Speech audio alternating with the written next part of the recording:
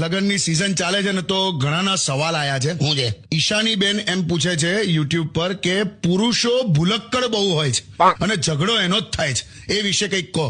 વાત સાચી છે. એમ નામ યાદ ના રહે, નંબર યાદ ના રહે, તારીખો યાદ ના રહે, કંઈક કીધું હોય ને કંઈક લઈને આવે ઘેર, પ્રસંગો ભૂલી જાય. આ બધું તો ખરું, સાચી વાત છે. અચ્છા, એટલે તમે એગ્રી થાવ છો ને? એટલે આ તો ઠીક, સુંદર સ્ત્રીને જોઈને તરત ભૂલી જાય કે પોતે પરણેલો છે. અને આ ભૂલી જવાના કારણે ઝઘડો થાય છે, એ વાત સાચી. પણ બેન, તમને એટલું પણ કહી દઉં કે પરિણામે છેલ્લે ઝઘડામાં પુરુષ હોય છે જ ક્યાં? કેમ એટલે? હસબન્ડ વાઈફ વચ્ચે વ્યવસ્થિત આર્ગ્યુમેન્ટ ચાલતો હોય, ઝઘડો ચાલતો હોય, હા એમાં અચાનક આંસુઓનો વરસાદ થાય હા હા અને પછી ડકવર્થ લુઈસના નિયમ પ્રમાણે પતિ હારી જાય.